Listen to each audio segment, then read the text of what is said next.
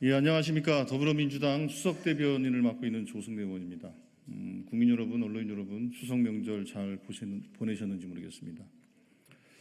오전 브리핑 3건에 대해서 말씀드리겠습니다. 오늘 오전에 보도됐던 김건희 여사와 윤석열 대통령의 지난 2022년 보궐선거의 관여 의혹에 대한 내용, 그리고 추석 의료 대란 상황에 대해서, 그리고 9.19 선언에 대해서 이 3가지 말씀드리도록 하겠습니다. 김건희 주역, 다시 하겠습니다. 김건희 주연, 윤석열 조연의 막장 드라마, 특검으로 진실을 밝혀야 합니다. 김건희 여사가 지난 4월 총선뿐만 아니라 2년 전 재보궐선거 공천에도 개입했다는 충격적인 보도가 나왔습니다. 이번에는 윤석열 대통령의 이름도 함께 거론됐습니다. 사실이라면 김건희 주연, 윤석열 조연의 막장 드라마라고 불러도 과언이 아닙니다. 더 이상 특검을 미룰 수 없습니다. 지난 2022년 6일 재보궐선거에서 김영선 전 의원이 창원 의창에 공천받을 당시 윤석열 대통령 부부가 개입했다는 증언은 국민을 충격에 몰아넣기에 충분합니다. 지난 4월 총선 개입 의혹의 충격이 채 가시기도 전입니다. 보도에 따르면 대통령 부부가 공천에 입김을 불어넣어 당초 다른 후보를 공천하려던 공관위의 의중을 뒤집었다고 합니다. 대통령 부부와 통화해 공천 약속을 받아냈다고 설명하는 관계자의 육성까지 공개됐습니다. 보도가 사실이라면 대통령 부부의 공천 개입, 김 여사의 국정농단이 상습적으로 이루어졌다고 볼 수밖에 없습니다. 김건희 여사는 이미 지난 4월 총선에서 김영선 전 의원의 지역구 이동에 관여했다는 의혹을 받고 있습니다. 이번에 추가로 제기된 의혹에는 대통령까지 연루됐고 정황도 훨씬 구체적입니다. 더 이상 모호한 병명으로 넘길 수 없습니다. 특검으로 진실을 밝혀야 합니다. 명품백 수수, 주가 조작 연루에 공천 개입까지 김 여사를 둘러싼 의혹들 모두가 막장입니다.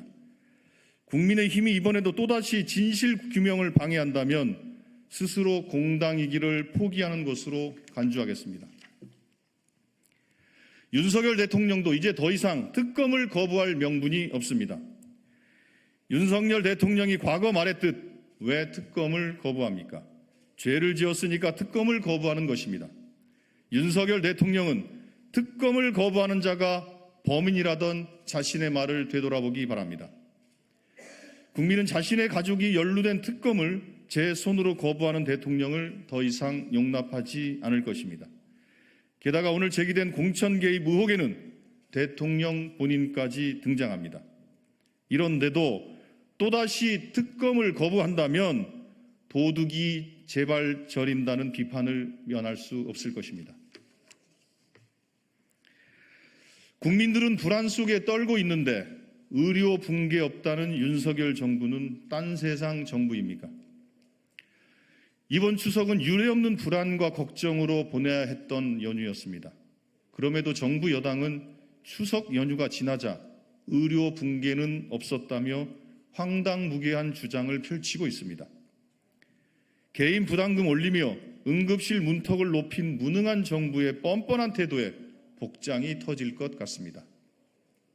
의료 시스템을 무너뜨린 것도 모자라 개개인에게 책임을 전가하며 상황을 모면하려고 하면서 뻔뻔하게 자기 합리화하는 꼴이 정말 가관입니다.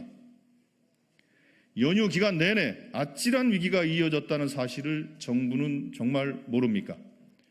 25주차 임산부가 75곳의 병원에서 거부당하다 6시간 만에 이송되는 아찔한 상황이 벌어졌고, 손가락이 절단된 50대 남성은 응급실 4곳에서 받아주지 않아 광주에서 전주까지 넘어가 수술을 받아야 했습니다. 윤석열 정부의 변명도 목불인견입니다. 정부는 응급실 뺑뺑이는 원래 있던 문제라며 의료개혁을 미룬 결과가 응급실 뺑뺑이라는 궤변을 늘어놓고 있으니 정말 파렴치합니다. 의료 현장은 하루하루 위태로운 순간들을 견디고 있는데 이런 파국을 만든 정부가 억지 주장으로 면피에만 골몰하고 있으니 한심할 따름입니다. 게다가 이런 상황에서 윤석열 대통령은 해외 순방을 떠났습니다. 2년 전 수해로 난리통인 상황에서도 우크라이나를 방문했던 대통령의 무책임한 태도가 또다시 되풀이되고 있습니다. 국민이 불안하면 이미 의료 붕괴라는 여당 대표의 위기의식조차 공감하지 못하는 윤석열 대통령은 도대체 누구를 위한 대통령입니까? 윤석열 대통령은 무책임한 대통령 놀이를 당장 멈추고 의료 대란에 절망하는 국민의 절규에 답하기 바랍니다. 다음 9.19 선언 관련해서 말씀드리겠습니다. 9.19 선언 6주년, 다시 대화와 공존의 장을 만들어야 합니다. 오늘은 2018년 9.19 공동선언 6주년이자 2005년 9.19 공동성명 19주년을 맞는 날입니다. 남과 북의 전쟁과 대립의 역사를 극복하고 평화의 봄을 이끌기 위해 기울여온 노력과 그 노력의 결실이 담겨 있는 날입니다. 하지만 윤석열 정부 출범 이후 한반도의 봄은 순식간에 사라졌습니다. 이제 한반도는 다시 첨예한 극한의 대치가 이어지며 언제 개일지 알 수 없는 갈등의 한파가 몰아치고 있습니다. 강대강 대치의 틈바구니에서 한반도는 동북아시아 신냉전의 중심이 되었고 서로의 하늘을 오물풍선과 대북 확성기가 찢어내고 있습니다.